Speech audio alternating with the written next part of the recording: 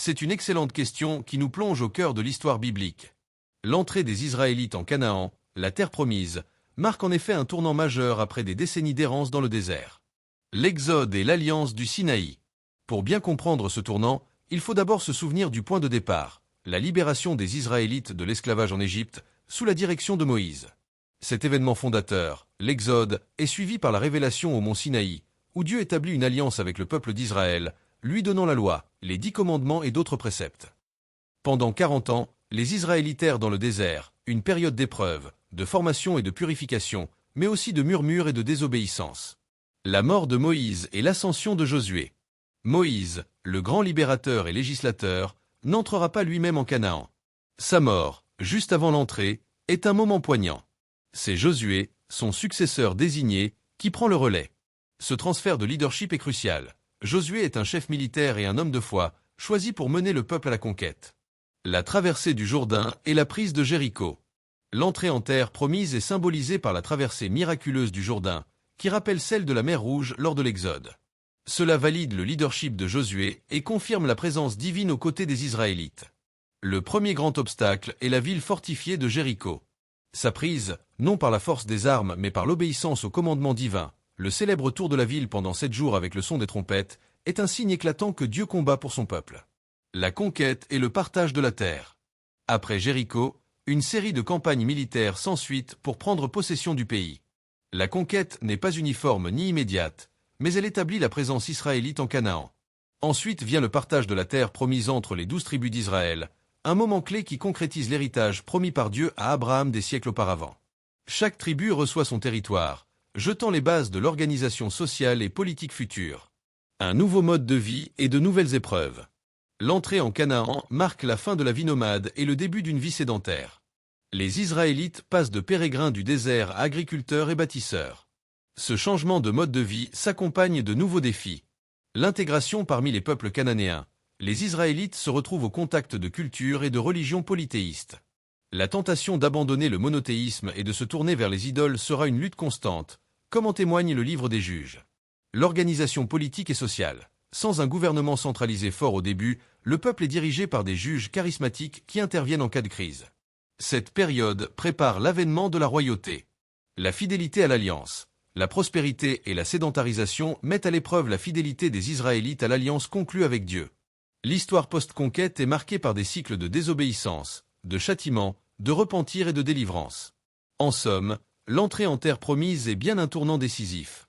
Elle concrétise les promesses divines, établit le peuple d'Israël sur sa terre, et inaugure une nouvelle phase de son histoire, faite de défis, de luttes, mais aussi de tentatives de vivre en accord avec l'alliance divine. C'est le début d'une longue et complexe période qui mènera à l'établissement du royaume unifié, puis aux divisions et exils. La période des juges, environ 1200 à 1050 avenue Jésus-Christ. Après la mort de Josué et la période de la conquête, les Israélites entrent dans une phase de leur histoire connue sous le nom de période des juges.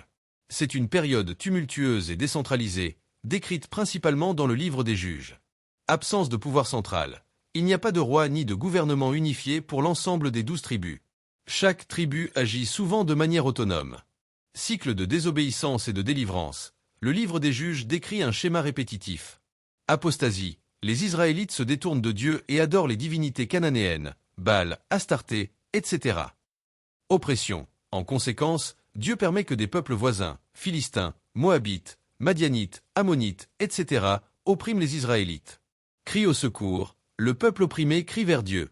Délivrance. Dieu suscite un juge, un chef charismatique, souvent militaire, parfois prophétique, qui libère le peuple de l'oppression. Des figures célèbres incluent Gédéon, Samson, Déborah, Jephthé. Période de paix. La terre connaît la paix tant que le juge est en vie, avant que le cycle ne reprenne. Défis internes et externes. La période est marquée par des conflits internes entre tribus et par des menaces constantes de la part des Philistins, un peuple maritime bien organisé et militairement avancé qui s'établit sur la côte. L'avènement de la royauté, environ 1050 à 930 avenue Jésus-Christ. Face à la menace philistine grandissante et au désir d'être comme toutes les nations, les Israélites commencent à réclamer un roi. Le prophète Samuel, le dernier des juges, joue un rôle clé dans cette transition.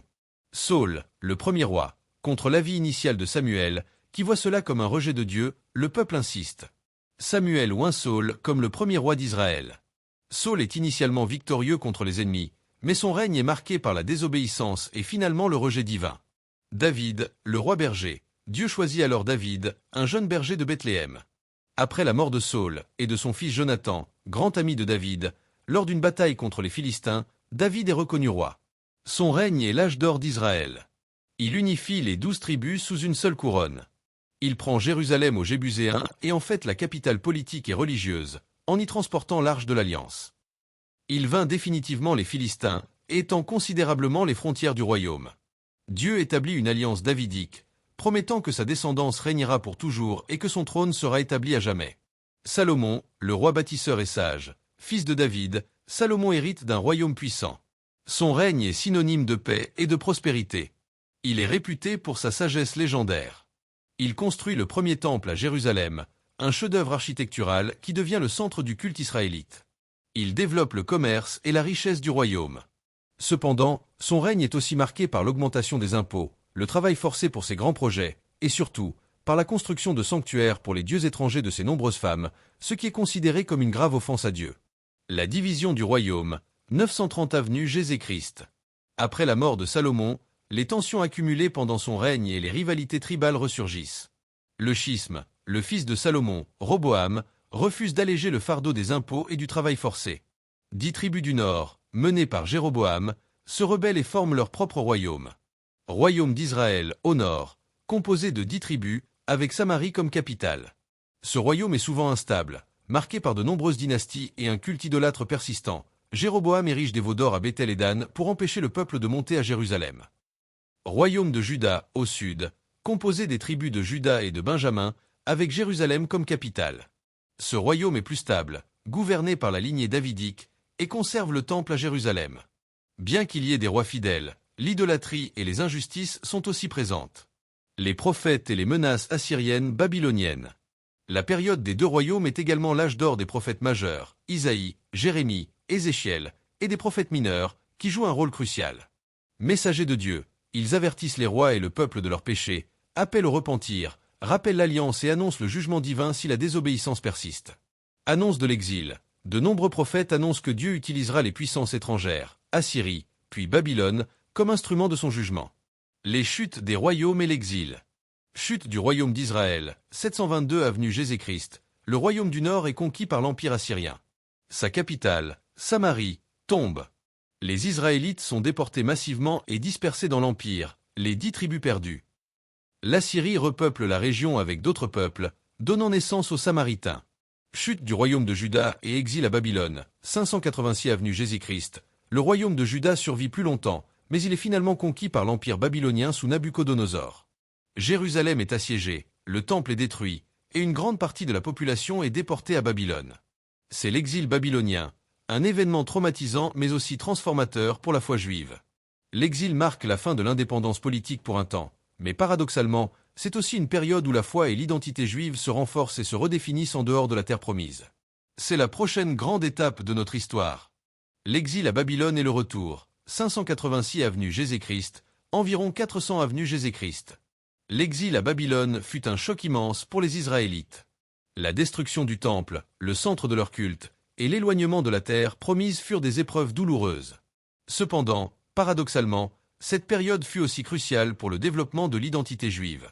Renforcement de l'identité, loin de Jérusalem, la Torah, la loi, et les traditions devinrent encore plus importantes.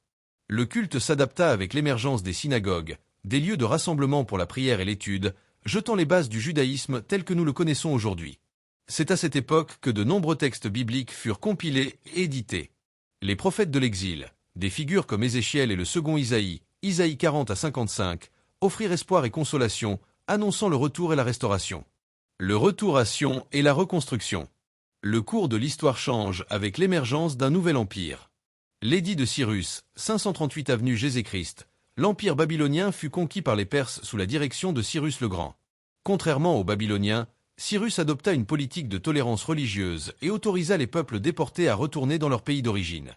Les vagues de retour. Plusieurs groupes d'exilés juifs retournèrent en Juda, connus sous le nom de Zionides, ceux qui retournent à Sion Jérusalem, menés par des figures comme Zorobabel, descendant de David, et le grand prêtre Josué. La reconstruction du temple. Malgré l'opposition des Samaritains et d'autres peuples locaux, et après des années d'arrêt, le second temple fut finalement achevé et dédié en 516 avenue Jésus-Christ. C'était un événement capital, marquant la restauration du culte central, même s'il n'avait pas la splendeur du premier temple. Néhémie et Esdras, au VE siècle avenue Jésus-Christ, d'autres figures importantes émergèrent. Néhémie, un haut fonctionnaire à la cour perse, obtint la permission de reconstruire les murailles de Jérusalem, restaurant ainsi la sécurité et la dignité de la ville. Esdras, un prêtre et scribe, joua un rôle fondamental dans la restauration de la loi et des pratiques religieuses, consolidant l'identité juive post-exilique. Il est souvent considéré comme le père du judaïsme rabbinique. La période post-exilique et la domination étrangère. Après la reconstruction, la Judée, maintenant une province perse, fut sous la domination de diverses puissances étrangères, mais conserva une autonomie interne significative, surtout religieuse. Domination perse. Pendant près de 2 siècles, la Judée fit partie de l'Empire perse, jouissant d'une certaine paix et stabilité. L'arrivée d'Alexandre le Grand, 332 avenue Jésus-Christ, la conquête de l'Empire perse par Alexandre le Grand marqua le début de la période hellénistique. Après sa mort, son vaste empire fut divisé entre ses généraux, les diadoques.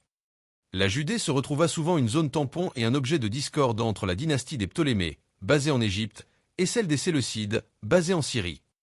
L'influence hellénistique, la culture grecque, langue, philosophie, mode de vie, commença à influencer la société juive. Certains l'embrassèrent, d'autres la rejetèrent fermement, créant des tensions internes. La révolte des Maccabées et l'indépendance hasmonéenne, 167 à 63 avenue Jésus-Christ.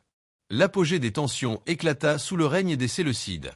Antiochus IV Épiphane. Ce roi séleucide tenta d'imposer l'hellénisation forcée et profana le temple de Jérusalem en y érigeant un autel à Zeus et en offrant des sacrifices de porc, ce qui était une abomination pour les Juifs. La révolte. Cela déclencha la révolte des Maccabées, du nom de Judas Maccabée, l'un des chefs, une guerre de guérilla menée par la famille des Hasmonéens.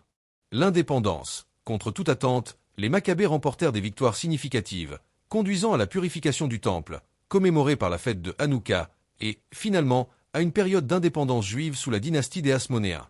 C'était la première fois depuis l'exil que les Juifs avaient un État indépendant. Les Hasmonéens assumèrent à la fois les rôles de souverains et de grands prêtres, ce qui créa parfois des tensions. La domination romaine. L'indépendance hasmonéenne fut de courte durée. Intervention romaine, 63 avenue Jésus-Christ. Les divisions internes au sein de la famille hasmonéenne permirent à Pompée, le général romain, d'intervenir et de conquérir Jérusalem. La Judée devint un État client de l'Empire romain. Hérode le Grand. Les Romains placèrent Hérode le Grand sur le trône de Judée. C'était un roi habile mais cruel, qui entreprit de vastes projets de construction, dont l'agrandissement et l'embellissement spectaculaire du Second Temple, connu sous le nom de Temple d'Hérode.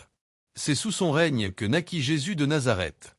Gouverneur romain et tension. Après la mort d'Hérode, la Judée fut souvent gouvernée directement par des procurateurs ou des préfets romains, ce qui augmenta les tensions avec la population juive, de plus en plus frustrée par la domination étrangère et les injustices.